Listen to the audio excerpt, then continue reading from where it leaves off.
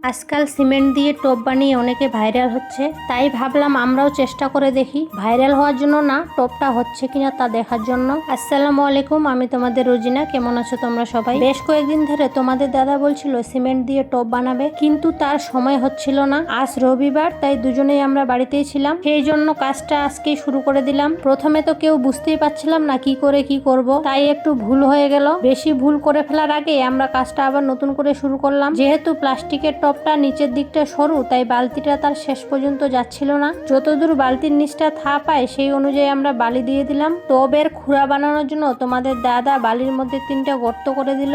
এরপর সেই বালির মধ্যে সিমেন্ট বালি মিক্সচার মশলাগুলো দিয়ে দিচ্ছে টবের নিচের দিকটা বানানোর জন্য।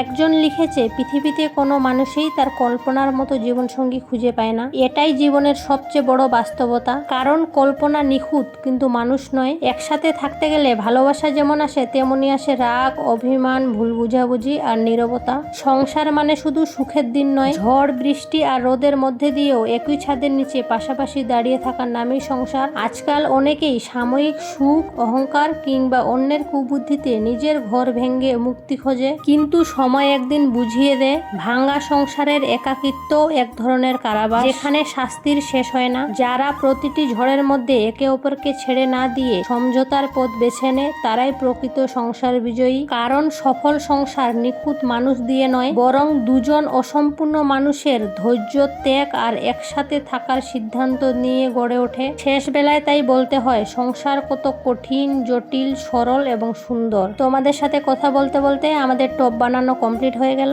এবার এই সিমেন্টটাকে জমাট বাঁধানোর জন্য একদিকে রেখে দিলাম, বাকিটা অন্য কোনো ভিডিওতে দেখাবো। সবাই ভালো থাকবে, সুস্থ থাকবে। আল্লাহ হাফেজ।